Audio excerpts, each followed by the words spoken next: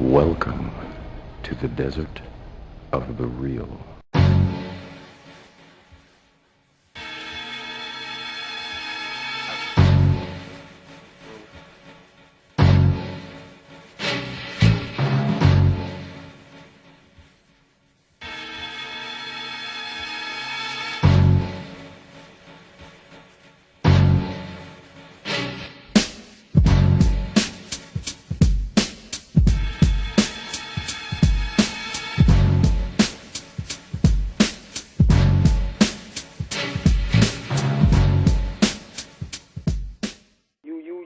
About this whole convenient, you went from the convenient nationalism, and now you're dealing with, will the revolution ever be financed, or do they expect the revolution to just go about, automatically? I mean, I don't know how people in this financial world that we're in expect revolutionaries to present information.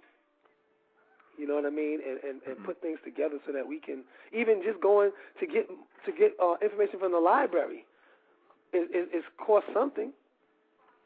It's time spent away from something else that you're doing. You're here slaving on the job, and you know what it's like. You're spending 8 hours or 40 hours, and you expect someone to bring you information. How do you expect that to be done? You're not. The people is not doing it.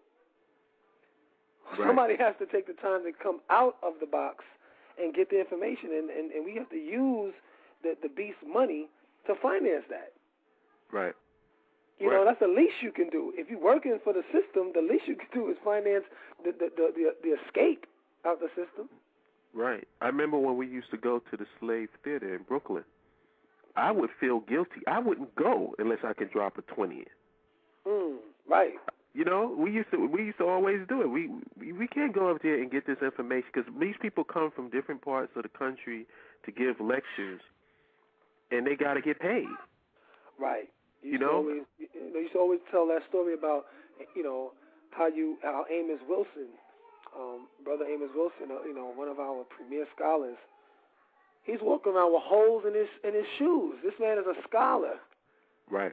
And he can't have a pair of new shoes, but these Eddie Longs and these Creflo, creative flow of dollars. These guys be walking around here with iced out, 18 cops, in the church to drop off the money. Come on, man. Yeah, and I mean, to show you how much of a scholar Amos Wilson was, Blueprint for Black Power, the edited version was about 800 pages. That's the edited version. Right. That's the stuff that they decided that they was going to publish. This guy was a monster when it came to research. Right. There's so many other brothers like Steve Coakley, Alton Maddox. You got these brothers out here who's doing all of this research, and you cannot have a day job. First of all, this is a very important point that people have to realize. You cannot have a day job and be against this system at the same time. Right. Can't do it.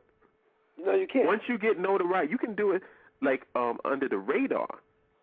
But once you get to the point where you're doing lecture series and you're out there publicly, you're not going to be able to just go to your 9-to-5 gig when you just did a whole lecture on the beast.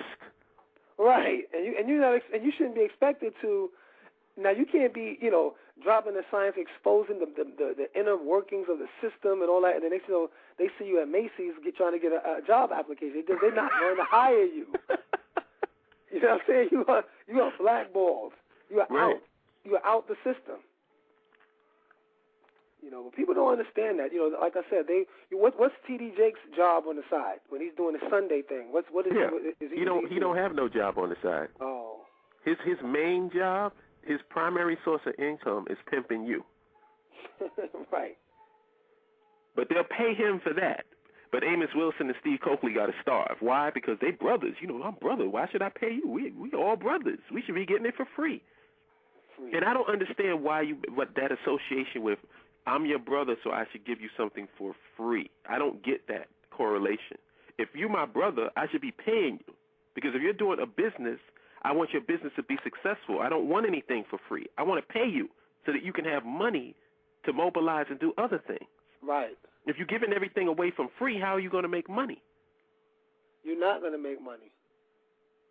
You're absolutely not going to make money. They don't put those two together. You know, that's a flaw. That's a flaw in the belief system. That's why these things have to be shattered, and we have to break these things down because, you know, they really believe that these T.D. Jakes and these guys are really informing the people on something, or they're against it. How could you?